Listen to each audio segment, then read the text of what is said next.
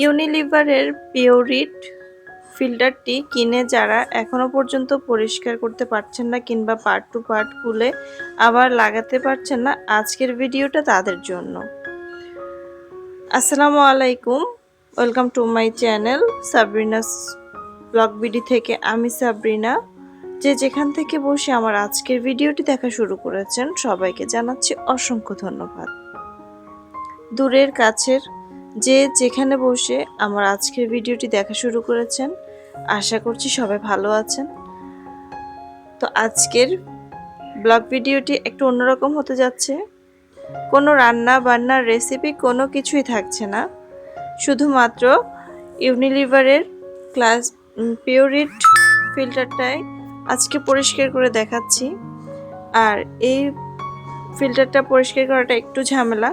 Normal যে ফিল্টারগুলো আছে সেগুলো থেকে এটা পরিষ্কার করাটা একটু ঝামেলা বটে। পার্ট টু পার্ট এক দুইবার যদি আপনি না খুলেন তাহলে আপনার কাছে অনেক কঠিন বলে মনে হতে পারে, যেটা আমার কাছে হয়েছিল। কেননা এটা ফিটিং করার সময় আমার হাজব্যান্ড ফিটিং করেছিল, আমি কোনো প্রকার একদমই দেখি নাই। কারণ এখানে অনেক কিছু ছোট ছোট জিনিস থাকে যেগুলো দিয়ে হচ্ছে যে ফিল্টারটা সেট আপ করতে হয়, সেটিংটা করতে হয়। আর আমার পিচ্চিরা যেহেতু ছোট ছোট, ওদেরকে নিয়ে আমি অন্য রুমে ছিলাম, আমার হাজব্যান্ডই এটার কাজটা করেছিল। তো সম্পূর্ণ অভিজ্ঞতাহীন ছিলাম, যার কারণে সব ফিল্টারটা কীভাবে পরিষ্কার করব আমার খুবই কঠিন লাগছিল, কিংবা কি করব আমি তো জানি না কিভাবে খুলতে হবে, পার্ট টু পার্ট কিভাবে খুলবো। তো হাজব্যান্ডের হেল্প নিয়ে ভিডিও কলের মাধ্যমে আসলে পার্ট টু পার্ট আমি খুলি, তাই সে ভিডিওটা আমি নিতে পারলাম না। তো যদিও অন্য একটা ফোনে যদি আমি ভিডিওটা স্ক্রিপ্টটা আমি ধারণ করতাম তাহলে কিন্তু নেওয়া হতো, কিন্তু তখন মাথায় ছিল না যে এটা আমি আপনাদের সাথে শেয়ার করব। তো পরে যখন আমি এটা পরিষ্কার করছিলাম তখন চিন্তা করলাম যে না, একটা ভিডিও নিয়ে আসি আমার আপুদের জন্য। অনেকেই আছেন যারা এই ফিল্টারটা পরিষ্কার করতে অনেক বেশি হ্যাসেল মনে করেন, অনেক সমস্যার মধ্যে পড়ে থাকেন। তো আশা করছি তাদের জন্য আমার আজকের ভিডিওটা খুবই উপকার হবে। তো নর্মালি আমি ভিম লিকুইড দিয়ে হচ্ছে যে এটা পরিষ্কার করে নিচ্ছি। খুব সাবধানতার সাথে পরিষ্কার করতে হবে। এই যে কালো অংশ যেটা আছে এটা খুবই নরম, এটা চাপ দিলে মনে হয় যে ভেঙে যাবে, এরকম একটা অবস্থা। তো এটা খুবই সাবধানতার সাথে আমি একদম নিচের অংশ থেকে হচ্ছে যে পরিষ্কার করাটা শুরু করলাম। এবং কি আমি এমনভাবে খোলার পরে রেখেছিলাম জিনিসগুলোকে যাতে করে কোনো অংশ হারিয়ে না যায় কিংবা আমি বুঝতে অসুবিধা না হয়। যে পার্টটা খুলেছি সে পার্টটাই আলাদা করে এক সাইডে রেখেছি, ধুয়ে আবার সেই পার্টটা হচ্ছে যে আমি একসাথে ফিটিং করে ফেলছি। এভাবে একটা অংশ যখন ধোয়া শেষ হয় আরেকটা অংশ ধুতে যাই, আমি এভাবেই হচ্ছে যে কাজটা করি। আশা করছি দু একবার কিংবা কয়েকবার ধোয়া শেষ হয়ে এরকম যদি আমি কাজটা করতে থাকি তাহলে আমার জন্য অনেকটা ইজি হয়ে যাবে। তা আমি যেভাবে খুব খুব কম সময়ে বললে ভুল হবে, প্রায় 1 ঘন্টার মতো তো আমার এটা পরিষ্কার করতে সময় লেগেছিল। কেননা আমাদের পানিগুলোতে এত পরিমাণে আয়রন আর এত পরিমাণে এটা লাল হয়েছিল, প্রত্যেকটা স্টেপ যদি আপনি না দেখেন তাহলে কিন্তু আমি বলে বোঝাতে পারবো না। আমিও আস্তে আস্তে একটা স্পঞ্জ দিয়ে ভিম লিকুইড দিয়ে পরিষ্কার করে নিচ্ছি খুব আলতো হাতে, কেননা এটা এদিক সেদিক হলে যদি হাত থেকে পড়ে যায়। তো যাই হোক,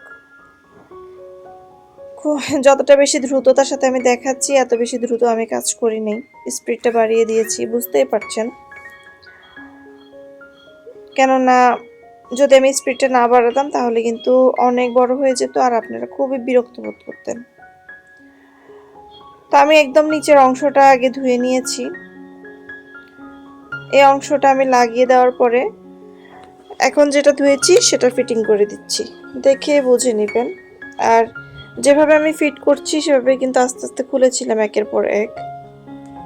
পরবর্তীতে আমি যখন আবার পরিষ্কার করতে যাব তখন অবশ্যই এটা পার্ট টু পার্ট আমি কিভাবে খুলেছি সে ভিডিওটাই নিয়ে আসবো ইনশাল্লাহ। তবে আজকের ভিডিওটা আপনাদের জন্য অনেক বেশি উপকারী হবে, কেননা এটা কিভাবে পরিষ্কার করেছি সে সম্বন্ধে আমি বলবো। আমি এখানে ভিম লিকুইড আর লেবু নিয়েছি, প্রায় 2টা লেবুর মতো আমার এখানে লেগেছে, লেবুর রসটা। লেবুর রসটা দিলে আয়রনের যে দাগটা থাকে না, ওইটা খুব তাড়াতাড়ি সরে যায়। তো আমি প্রথম পার্টের যে ভিতরের অংশটা পরিষ্কার করেছিলাম সেটাতে কিন্তু আমরা চোখে দেখি না। তো ওখানে আমি প্রায় একটা লেবুর মতো ব্যবহার করেছি। পানিও ছিল, একটু পানিতে আমি লেবুর রসটা চিপে দিয়ে কিছুক্ষণ বসেছিলাম। এরপরে ঝাঁকিয়ে পরিষ্কার করে নিয়েছি, একদম চকচকে ঝকঝকে নতুনের মতো হয়ে গিয়েছে। আর এখানে অবশ্যই ব্যাটারির অংশটা খুলে রাখতে হবে ওনাদের নির্দেশনা অনুযায়ী, কিন্তু ফিল্টারের গায়ে কিন্তু লেখাই আছে যে এটাতে পানি লাগানো যাবে না। তো অবশ্যই এগুলো খুলে তারপরে পরিষ্কার করতে হবে। আর যে চিপা অংশগুলো আছে সেগুলো একটা ব্রাশের সাহায্যে ঘষে ঘষে পরিষ্কার করে নিতে হবে। এখানে কিন্তু স্পঞ্জ কিংবা জালি কোনো কিছুই ঠিকভাবে ঢুকছিল না। তো আমি একটা ব্রাশ নিয়েছি, আর এখন দেখুন লেবুটা দিয়ে, লেবু দেওয়ার সাথে সাথে কিন্তু অনেকটা আয়রন খুব দ্রুত উঠে যাচ্ছে। এই যে দেখুন, আমি ছোট্ট একটা পিস নিয়েছি আর এটা দিয়ে ঘষে নিচ্ছি। খুব দ্রুত এই দাগটা কিন্তু সরে যাবে। তো আসলে কিছু কাজ আমরা একটু টেকনিকের সাহায্যে করতে হয়, সহজে অনেক কিছু হয় না। ঘষা মাজা যতই করি না কেন, এখন কিন্তু লেবুটা ব্যবহার না করলে সহজে উঠতো না। তো যাই হোক, সবার ঘরেই কম বেশি আমাদের লেবুটা থেকে থাকে। তো অবশ্যই ফিল্টার ব্যবহার করার, ধোয়ার সময় অবশ্যই লেবুটা ব্যবহার করার চেষ্টা করবেন সবাই। আর এদিকে আমি এই জায়গায় যেহেতু ব্যাটারিটা বসাবো, আর এটার মাধ্যমে তো বোঝা যায় যে আমার যে এটার কিটটা আছে সেটা কি পরিমাণ, কতটুকু পর্যন্ত ভালো আছে সেটা বুঝতে পারি। তো এই জায়গাটা যেহেতু শুকনো রাখতে বলেছিল, এই জন্য আমি আবার ভালো করে টিস্যু দিয়ে মুছে নিচ্ছি। দেখুন, ভিতরে তেমন একটা পানি কিন্তু পড়ার চান্স নাই, তারপরও যে পানিটা ঘামিয়ে যায়, ঘেমেই যায়, এখানে কিন্তু পানিটা পড়ে না ডাইরেক্ট, হয়তো একটু পানি ঘামায়, ওই জায়গাটাতে কতটা পরিমাণ আয়রন বসে গেছে। তা আমি একটা টিস্যু দিয়ে পরিষ্কার করার চেষ্টা করছি, আর এটাকেও আমি সেট করে দিচ্ছি। অতি শীঘ্রই আমাকে একটা কিট কিনে নিয়ে আসতে হবে, কেননা এটার প্রায় 4 ভাগের 3 ভাগ যে লাল হয়ে গিয়েছে। আর পুরাটা যখন লাল হয়ে যাবে তখন যে রিপ্লেসটা করতে হবে। এই যে দেখুন, এই জায়গায় কিন্তু পানি আসে না, তারপরও কত বেশি আয়রন। তো এখানে আমি কিন্তু আবার পানি দিয়ে ঘষা মাজা করতে পারবো না, এটা কিন্তু ওদের নির্দেশনার মধ্যে বলাই আছে। তা আমি এখানে টিস্যু ঢুকিয়ে দিয়ে তারপরে পরিষ্কার করার চেষ্টা করছি। আমার ছেলে আমার হাত থেকে কেড়ে নিয়ে গেছে, বলতেছে আমি লাগাবো। তো আমিও আবার কারাই নিয়ে চলে আসছি। তো এটা ফিটিং করলাম। এবার উপর থেকে যে বডিটা আছে সেটা আমি আরেকটু পরিষ্কার করে টিস্যু দিয়ে মুছে তারপরে বসিয়ে দিব। এই কাজগুলো আসলে বাচ্চাদের থেকে দূরে থেকেই করা উচিত। তো আমার বাসায় যেহেতু কেউ নাই, ওদেরকে আমি সামলাইতে হয়। কিছুক্ষণ খেলতে দিয়েছিলাম, কিন্তু যখন দেখছি যে না মা কাজ করতেছে, না এসে তো আর পারা যাবে না, এখানে খুটুর খুটুর করতে হবে, এখানে একটু ডিস্টার্ব করতে হবে, না করলেই নয়, না হয় মা কিভাবে শান্তি মতো কাজ করবে। এটাই হচ্ছে আমার বাচ্চারা। তো এই জায়গায় এই জিনিসটা যে আলাদা করে খুলতে হয়, এটাও আমি খুলে নিয়েছি, এখন ফিটিং করে দিয়েছি। এই পার্টটা সেকেন্ড পার্ট, একটা দুইটা তিনটা, এটা থার্ড পার্ট আমি পরিষ্কার করে ফেলেছি, আর এটাকে এখন সেটিং করে দিচ্ছি। তৃতীয় পার্টটা সেটিং করার পরে চলে যাব চতুর্থ পার্ট, একদম শেষের পার্টটা পরিষ্কার করতে। আর এটার অবস্থা দেখলে তো আপনারা বলবেন যে আয় হায়, আমি কি খাইতেছি, কি পানি খাইতেছি। দেখেন, আমি আমার বাসায় 2টা ফিল্টার, এটা না হয় ওইটা, দুইটাই আমাকে কয়েকদিন পর পর পরিষ্কার করতে হয়। আমাদের পানিগুলোতে এত পরিমাণ আয়রন, বাসার পানিগুলোতে ইউজ করা যায় না। তারপরও কয়েকদিন খেয়েছিলাম, সাথে সাথে আমার ফিল্টারের ধরেন যে ওই যে কিটটা সেটা প্রায় ড্যামেজ হয়ে যাচ্ছে। তো আমরা নিচে থেকে পানি আনি, যেটা ডিপের পানিতেও দেখুন কত পরিমাণে আয়রন। আর কি বলবো, এই পানিগুলো আমাদের বিল্ডিংয়ের অনেকেই কিন্তু ডিরেক্ট খেয়ে থাকে, কোনো রকম ফিল্টারিং করা ছাড়া। তো তাদেরকে আসলে বলে বোঝাতে পারবো না যে এই পানিটা আমাদের শরীরের জন্য কতটা ক্ষতিকর। দেখুন, ইউনিলিভারের পিউরেট ফিল্টারে তৎক্ষণাৎ পানিকে পরিষ্কার করে যে আমাদেরকে দিয়ে দেয়। এটার জন্য ওয়েট করতে হয় না, পানি ঢালার সাথে সাথে এটা পরিষ্কার হয়ে কিন্তু নিচে নেমে যায়। তো এই ফিল্টারে যদি এত পরিমাণে ময়লা জমে, আয়রন দেখা যায়, তাহলে কি বলবো, যারা সরাসরি খাচ্ছেন, যদি আমার ভিডিওটা দেখে থাকেন, অবশ্যই এই পানিগুলো সরাসরি খাওয়া বন্ধ করুন প্লিজ। শরীরের মানে ক্ষতিটা আর ডেকে আনবেন না। আপনারা এখন বুঝতেছেন না, পরে একটা সময় যখন অনেক বড় রোগ হয়ে যাবে, শরীরে বাসা বেঁধে ফেলবে, রোগ আক্রমণ করবে, তখন একটা একটা করে আপনাদের সিমটমগুলো দেখা দিবে। আর তখন হাই হাই করেও কোনো লাভ হবে না। তখন হয়তো অনেকে ইলেকট্রিক ফিল্টারটাও বসিয়ে খাওয়ার চেষ্টা করবেন, কিন্তু এর আগে যে আপনাদের শরীরে মানে অসুখের বাসা বেঁধে ফেলবে, সেটা আপনারা কি দিয়ে রিকভার করবেন বলেন? তো যারা আমার ভিডিও দেখেন তাদেরকে বলবো, প্লিজ পানিগুলো সরাসরি খাওয়া বন্ধ করুন।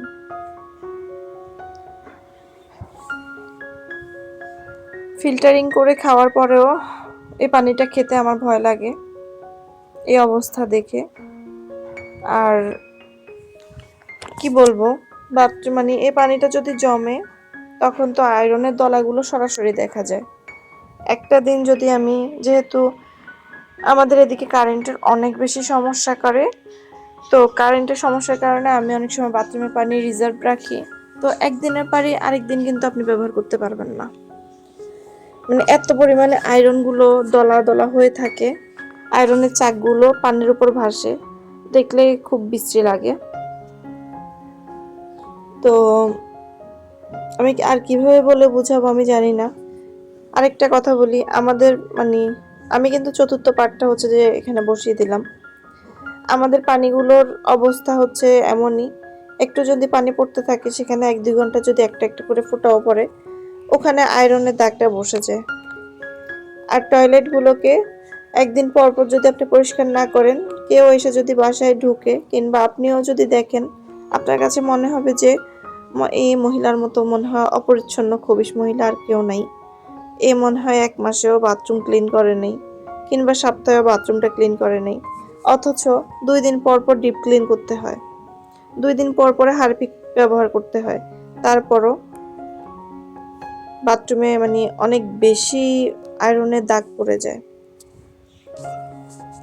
তো আর কিছু বলার নেই, পানি নিয়ে অনেক বেশি বলে ফেললাম। তবে যারা হচ্ছে যে, যেহেতু পানিটা আসলে সংশোধন করানোর মনে হয় না কোনো রাস্তা আছে, রাস্তা থাকলে অবশ্যই করিয়ে ফেলতো। তো আমরা যেহেতু পানিগুলো খাচ্ছি, আমরা একটু সচেতন হয়ে খাওয়া উচিত। ফিল্টারিং করে খাওয়া সচেতনতার কাজ হবে। বেশিরভাগ মানুষই হচ্ছে যে ডিপের পানি এনে আমরা খেয়ে ফেলি। তো তাদের জন্য বলবো, এই যে দেখুন, আমি তো ডিপের পানিটা ফিল্টারে ব্যবহার করে তারপরে খাই। ফিল্টারে দিয়ে আমার ফিল্টারের কি অবস্থা, তাহলে আমাদের শরীরের কি অবস্থা হবে? তো ভিডিওর এ পর্যন্ত এসেও যারা এখনো পর্যন্ত লাইক কমেন্ট করেননি, প্লিজ লাইক কমেন্ট করে পাশে থেকে যাবেন। ভিডিও ভালো লেগে থাকলে সাবস্ক্রাইব করে বেল বাটনের অল অপশানে ক্লিক করে রাখতে পারেন, যাতে করে আমি ভিডিও দেওয়ার সাথে সাথে আপনার মোবাইলে নোটিফিকেশানগুলো চলে যায়, আর সেই নোটিফিকেশান ধরে আপনি আমার ভিডিওগুলো দেখতে চলে আসবেন।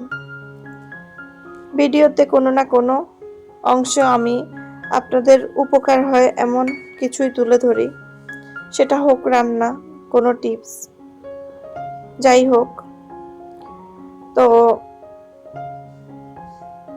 আমি বলবো, আমার ভিডিও দেখে হয়তো উপকৃত হবেন না, উপকৃত হবেন, শূন্য হাতে ফিরে যাবেন না। তো এই যে কথা বলতে বলতে কিন্তু ফিল্টারটা একদম ক্লিন করা শেষ, আলহামদুলিল্লাহ। সবগুলো পার্ট ক্লিন করে একদম সেটআপটা নিজে নিজে করতে পেরেছি। আর বাচ্চারা তো আছেই, লাফালাফি করছে, তাদেরকে সামলে আমি সব কাজ কমপ্লিট করতে পেরে আমার কাছে সত্যি খুব ভালো লাগছে। আজকে এ পর্যন্ত, ফিরে আসবো নতুন কোনো ব্লগ ভিডিও নিয়ে। সে পর্যন্ত সবাই ভালো থাকবেন, সুস্থ থাকবেন, নিরাপদে থাকবেন এবং আপনার পরিবারকেও নিরাপদে রাখবেন। আল্লাহ হাফেজ।